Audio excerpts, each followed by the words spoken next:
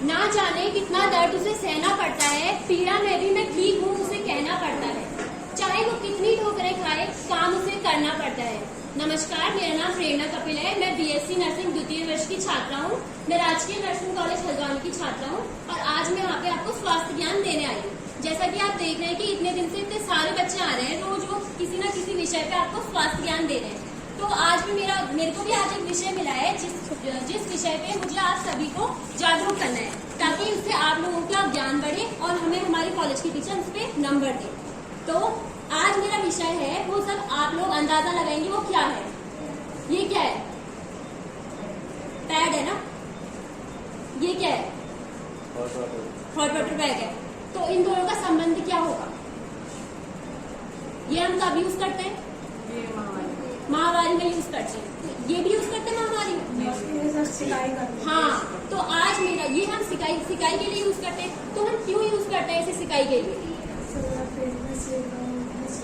आराम मिलता है। तो आराम क्यों मिलता है? क्योंकि हमें दर्द होता है।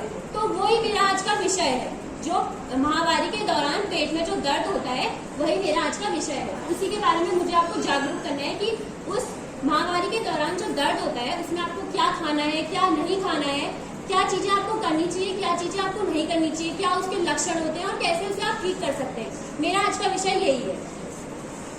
तो आप मुझे बताइए, आप क्या करती है जब आपके पेट में दर्द होता है? तो कभी गर्म पानी पी लेते हैं। हाँ, और क्या करते हैं? गर्म पानी, गर्म चाय। हाँ, यही गरम चीजें यूज करते हैं। आंटी आप बताइए। हम ज्यादा मेरी बेटी को यही तो प्रॉब्लम थी। हाँ, इसी का हमने आज ऑपरेशन हुआ है। अच्छा, यूट्रस का उसको हो जाता तो बहुत 3 दिन तक बहुत दर्द रहता बहुत दर्द रहता था। और यही सिकाई करती थी। हाँ। गरम गुड़, हल्दी, अदरक, यही सब था। ये चीज गरम चीज। हाँ, ये तो आप लोगों को पता है ना इसके बारे में कि पेट में दर्द होता है, किसी के कम दर्द होता है, किसी के बहुत ज्यादा दर्द। इससे तो बहुत है।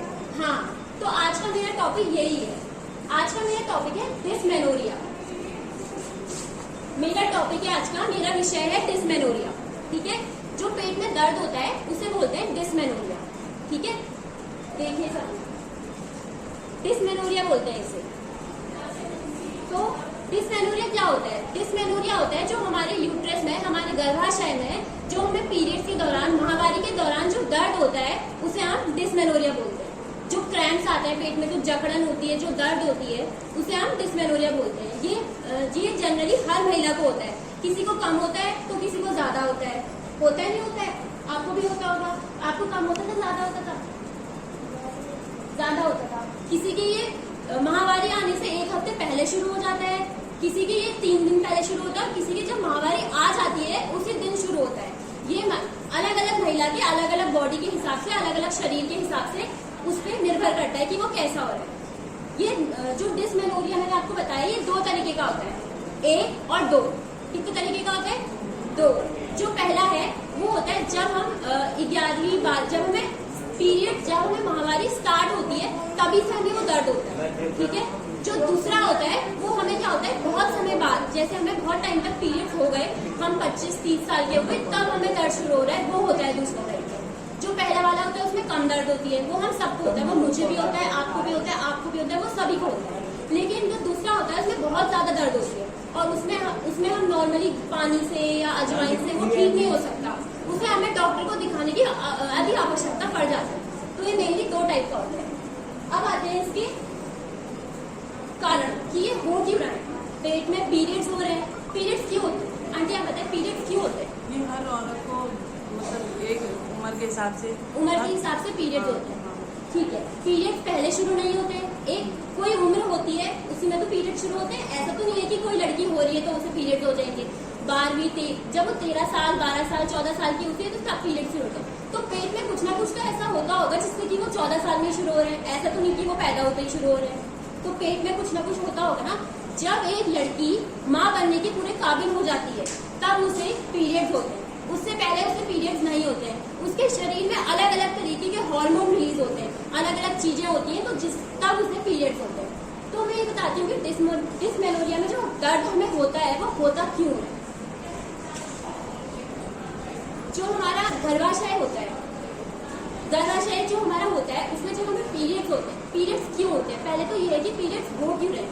पीरियड्स हमें इसलिए हो रहे हैं क्योंकि ये लड़की काबिल हो गई है कि अब वो माँ बन सकती है। जब उसे पीरियड्स हुए इसका मतलब वो माँ नहीं बनी है। अगर उसे पीरियड्स नहीं हो रहे हैं इसका मतलब वो माँ बनने वाली है कि नहीं? जब पीरियड्स नहीं होते हैं तो इसका मतलब माँ बनने वाली है या फिर कोई इससे और प्रॉब्लम है। लेकिन जब पीरियड्स हो रहे हैं इसका मतलब वो माँ नहीं बन रही है। तो जब पीरियड्स का वो जो खून हमारे बॉडी से निकलता है, जो मांसपेशियों में दर्द होता है, वो इसलिए होता है क्योंकि अगर पेट में बच्चा रहेगा उसके चारों तरफ उसको एक एनवायरनमेंट से सुरक्षित अगर जगह पहुंचाने के लिए उसके बच्चे के चारों ओर खून का एक गद्दा टाइप का बन जाता है। जब वो निकलता है तो उसे पीरियड कहते हैं। जैसे कि पेट में जब बच्चा आया, जब बच्चा आता है तो उसको सुरक्षित पूरे 9 महीने उसको सुरक्षित रखने के लिए पेट में वो बनता है, खून की गद्दी टाइप की बनती है। तो जब वो निकल जाता है तो उसे पीरियड कहते हैं, और जब वो नहीं निकलता तो इसका मतलब माँ, जो लड़की जो औरत है वो माँ बनने वाली है। तो जो पेट होता है, जो हमारा गर्भाशय होता है, उसमें ना गद्दियों की अलग अलग लेयर बन जाती है। तो जब वो टूटती है, पीरियड होंगे तभी तो टूटेगी। जब नहीं टूटेगी इसका मतलब वो माँ बनने वाली है और उसकी जरूरत बच्चे को है। तो जब वो नहीं टूटती है तो वो बाहर आती है और उससे रिलीज होता है प्रोस्टाग्लैंडिन। ये एक एंजाइम होता है जो हमारे गर्भाशय से निकलता है। बस आप इसका नाम मत याद रखिए, बस आप ये सोचिए कि हमारे पेट से कुछ निकलता है जिससे कि हमें दर्द हो। यही इसका कारण है कि हमें दर्द क्यों हो रहा है, कि हमारे पेट से प्रोस्टाग्लैंडिन नामक एक एंजाइम निकलता है जिसके कारण हमें दर्द होता है। अब आते हैं इसके रिस्क फैक्टर कि क्या क्या आप करते हैं जिससे कि ये दर्द होता है। कुछ तो हमारे हाथ में भी होगा ही ना जिसके कारण से हमें दर्द हो रहा है, क्योंकि हर लड़की को ये दर्द नहीं होता है, किसी को होता है किसी को नहीं होता है। आप इसे पढ़िए, इसमें सारे जोखिम कारण लिख रखे हैं।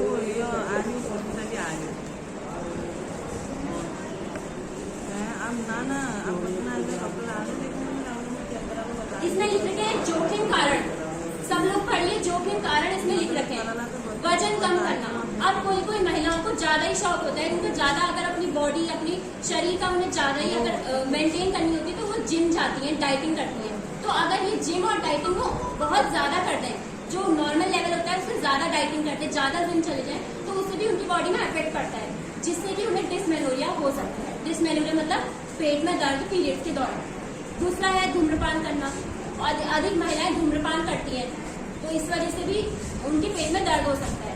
अब आप लोग सोच रहे होंगे मैंने ये इस आकार का ही क्यों बनाया है, गोल क्यों नहीं बनाया, चौकोर क्यों नहीं बनाया?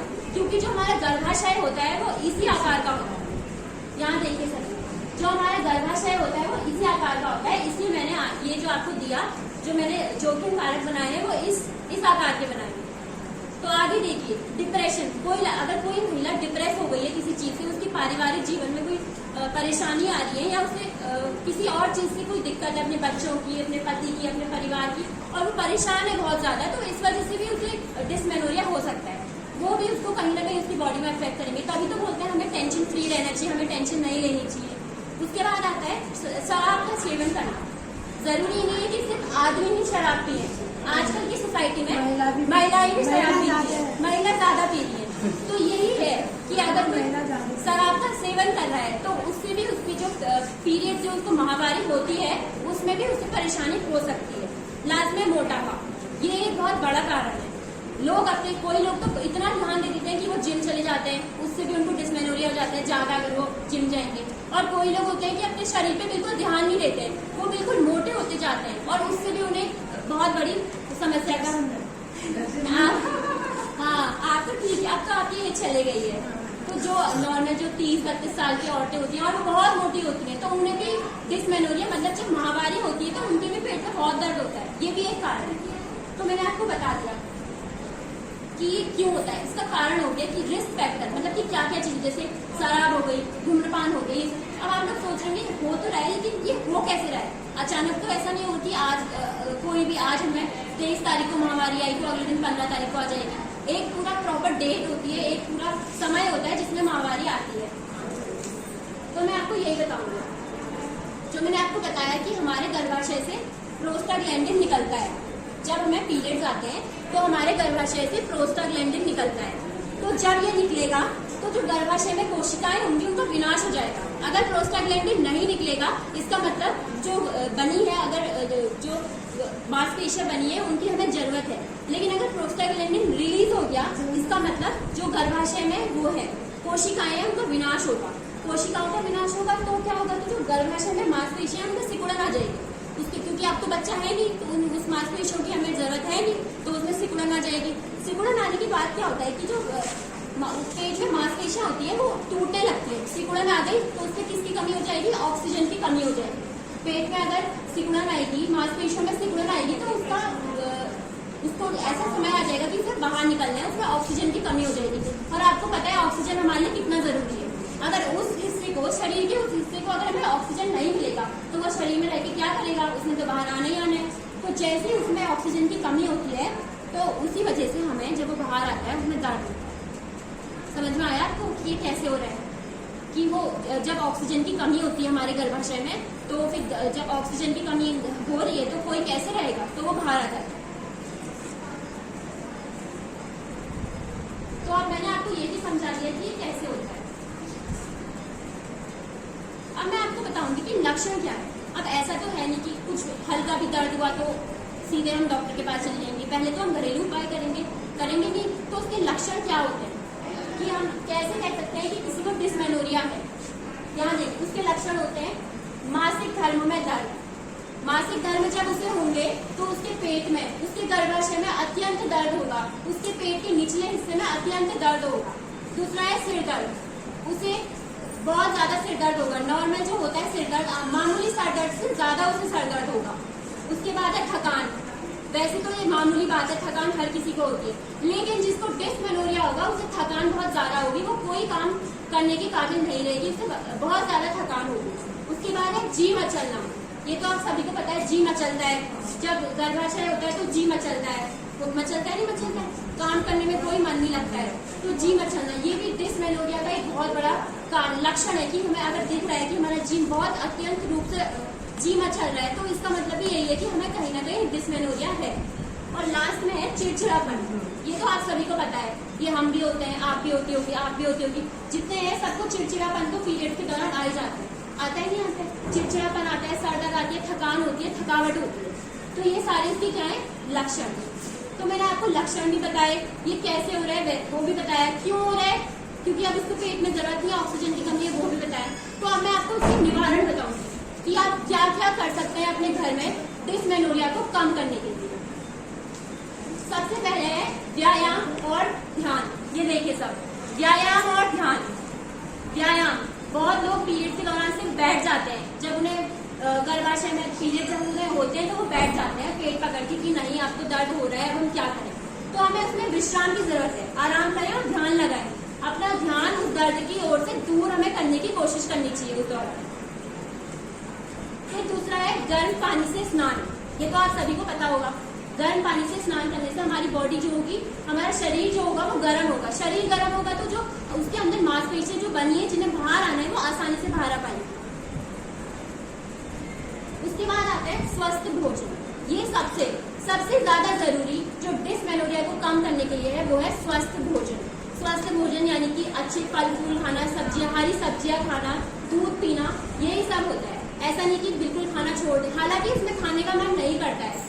ये सबको पता होगा कि जब गर्भाशय, जब हम पीरियड्स होते हैं तो हमें खाने का मन नहीं करता है, लेकिन हमें ये बात का ध्यान रखना है कि हमें उस वक्त स्वस्थ भोजन जरूर लेना है। उसके बाद आता है योगा। योगा तो आप सभी को पता है, योगा हमारे शरीर के लिए कितना अच्छा है। तो उसमें वज्रासन और बालासन हमें करते हैं। जैसा इस लड़की ने करा है, पैर मोड़ के बैठना, वज्रासन करना है, इससे हमारे पेट में कमजोर पड़ेगा तो हमारा जो पीरियड का जो खून होगा वो आसानी से बाहर आएगा। बालासन करना है, ऐसे पेट की तरफ को बैठ जाना है, इसी तरफ हम बैठेंगे तो जो खून होगा वो आसानी से बाहर को आ जाएगा। योगा ये बहुत जरूरी है हमारे पीरियड के दौरान। वैसे तो हमें पूरे महीने हर टाइम हमें योगा करना चाहिए, चाहे आधा घंटा सुबह हो या चाहे आधा घंटा शाम हो, हमें हमेशा योगा करना चाहिए, लेकिन पीरियड के दौरान ज्यादा करना चाहिए। उसके बाद आता है गर्म पानी की थैली, जैसे मैंने अभी आपको दिखाई था।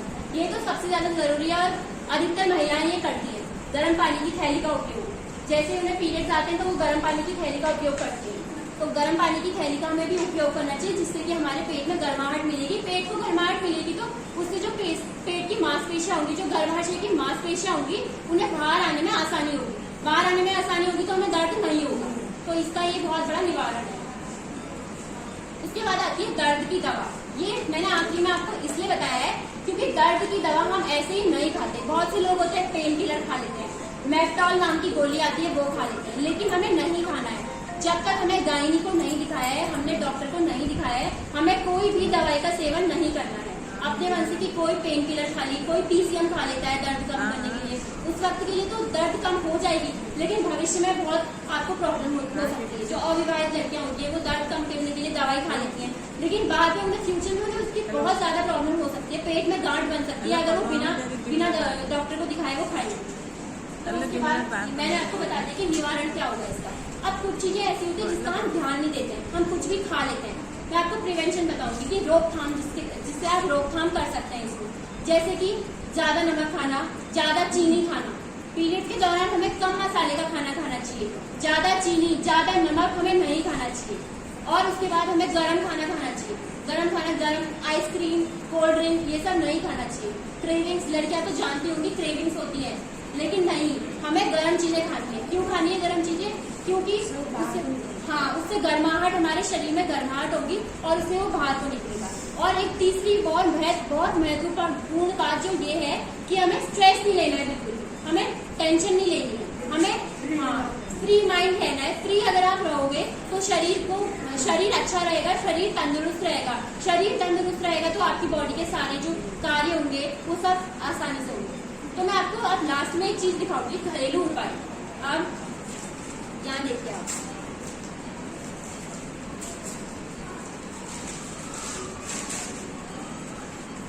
ये मैंने पेड़ बनाया।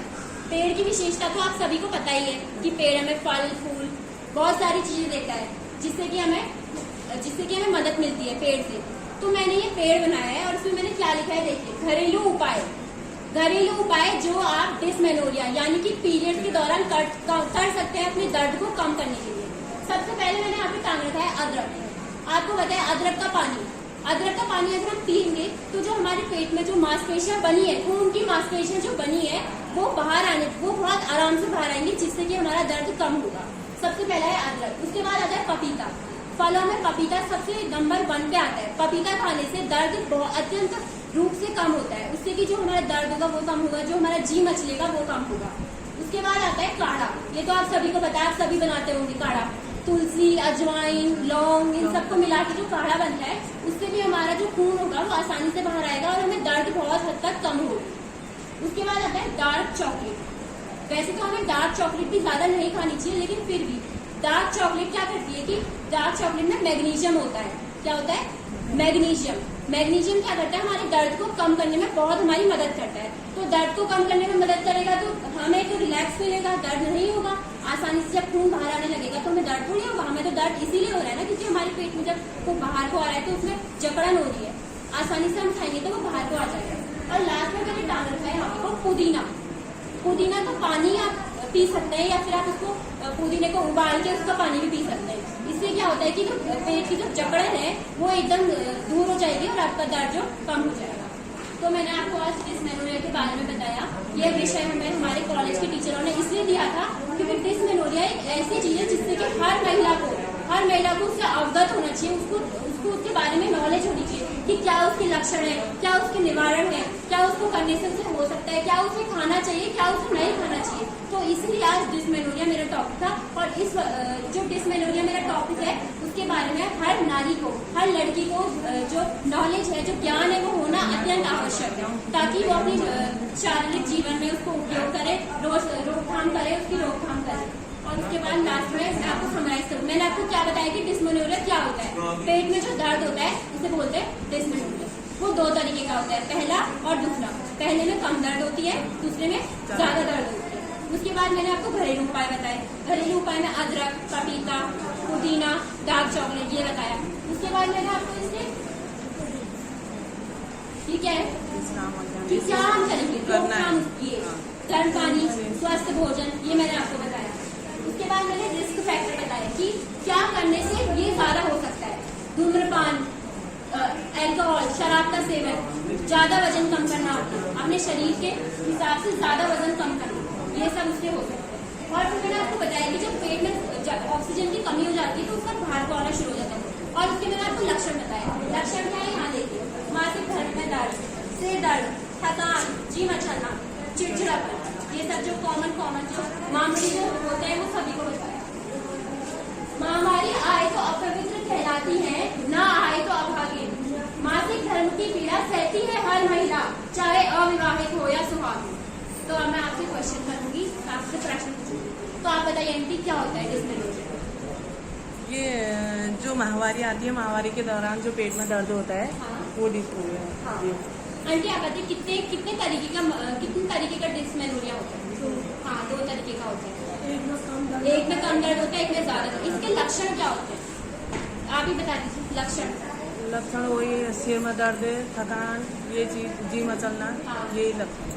आप बताइए घरेलू उपाय क्या क्या हो सकते हैं? हाँ हाँ, काढ़ा पीना चाहिए। हाँ।